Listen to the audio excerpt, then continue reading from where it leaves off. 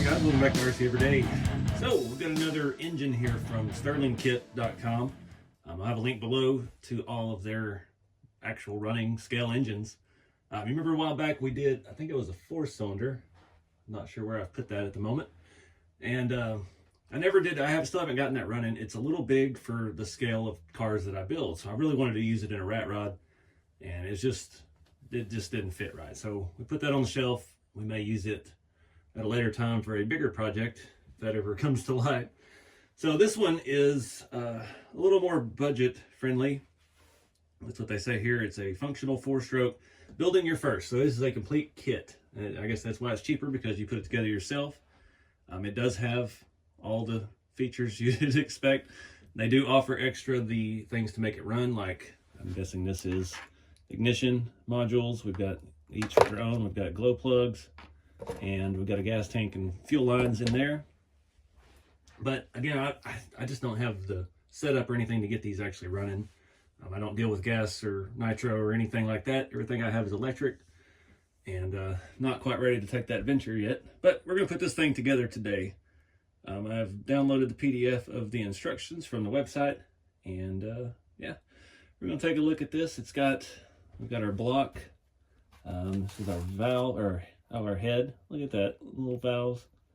That's cute. We've got quite a bit of little hardware here, so this may take some time. We got gaskets, pulleys, valve cover. That's an oil pan. Got some more gasket looking things. Got some belts. This did come with the electric start. If I can get that out of there, which I don't necessarily like that because it's so big. But I mean, you get it. It's the scale. It has to have a big enough starter to turn this engine and get it cranked up.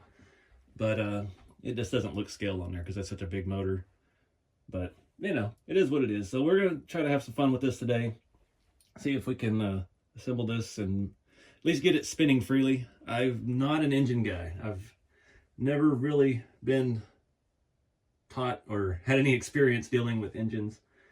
It's actually kind of funny because my Yukon I bought to take to events has died. I think the engine has that displacement on demand, and it has seized up a couple of the valves or lifters. I'm sorry. It's got those adjustable lifters to kick the cylinders on and off, and I think they are done. So I actually do need to do some engine work. I don't know if this is actually going to help me with that, but we're going to have some fun with it anyway. So I'm going to do all this in high speed because this is probably going to take a while. I'm going to put on some music and have a good time. See, Bob's been having a good time back there, making some reels for Instagram and Facebook.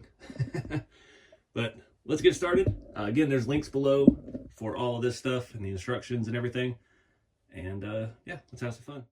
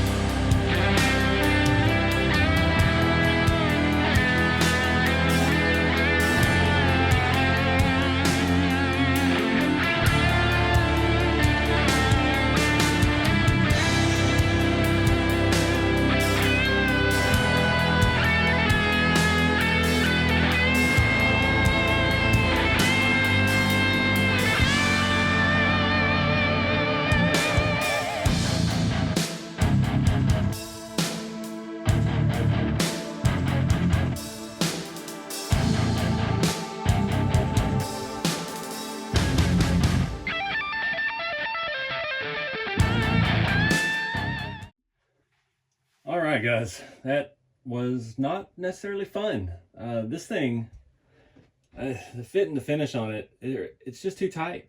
Things were too tight. The bushings and stuff that go in, the seals, I guess, they're like a rear main seal kind of deal. Goes in front of the bearings on the cam, goes in the crank on both ends. I mean, I guess you're supposed to have assembly lube and do it like a real one. It took a sledgehammer and socket to get the crank seal in. Definitely not going to run it. I'm missing a part. I'm actually missing the flywheel. I'm not even going to put on the starter. I don't. I had to take stuff off, put the belt on. I'm flustered beyond belief. I did not enjoy this at all. It does have compression. You can hear it.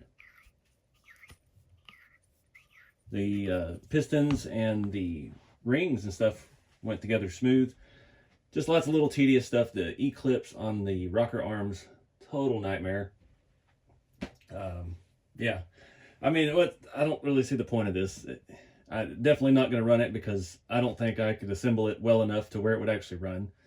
I know the general consensus is with these small engines that it's pretty hit and miss. If they're so finicky, if they even do run, that it's almost pointless. It's kind of neat if you have a lot of patience and you're trying to teach someone about engines, maybe starting with kids and things like that. But as far as actually having a usable engine, there's no way. And I didn't put the fan on because each blade is individually screwed on there. That's like, no, I'm done. I'm spent for the day. So it thoroughly flustered me with this, and this is as far as it's going to go. So honestly, I don't know what I'm going to do with it. I think I'll probably use the some of the parts, take the pistons out and have those, around the scale shop for details. The rocker arms and stuff look pretty scale, things like that. But yeah, it was kind of a nightmare to put together. So I don't know. Take it for what it is. If that's something that interests you, then cool. You may be more patient than I am putting it together, but that was very, very frustrating for me. Another sort of complaint, other than missing a large component, the instructions just have QR codes to scan for downloading the instructions. Everything I got was websites in Chinese, and there's a way to translate it through your browser and stuff, but I couldn't get any actual instructions. It was just taking me to pages and want me to sign up for stuff, and I'm like, no, there's no way. I'm not putting in my personal information on a website that's in all different language. So they did send me a PDF file of the instructions, and that leads me to another complaint I have. This little bin of parts, everything, it's almost impossible to read in here in these lights, the numbers. Maybe showing up on camera better, but it's just one sticker, and everything was already mixed up. You can see some of my dividers it just fell out. Things are difficult to tell the difference in hardware. It did not reference these at all in the instructions, but they are tools to drive in some of your bearings, which I didn't know. I used the socket. Yeah, no mention of that.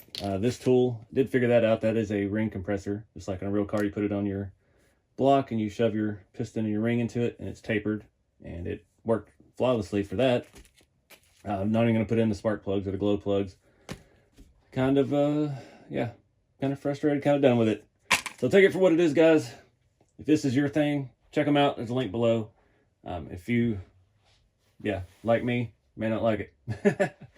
But I'm going to end this off here, and this is probably going to be the last one of these you ever see on the channel. So keep it scale. Get out there and do something fun with the hobby. Unless you think putting together these little engines is fun, then you might want to try something new. Until next time, guys, keep it scale, and I'll see y'all in the next one.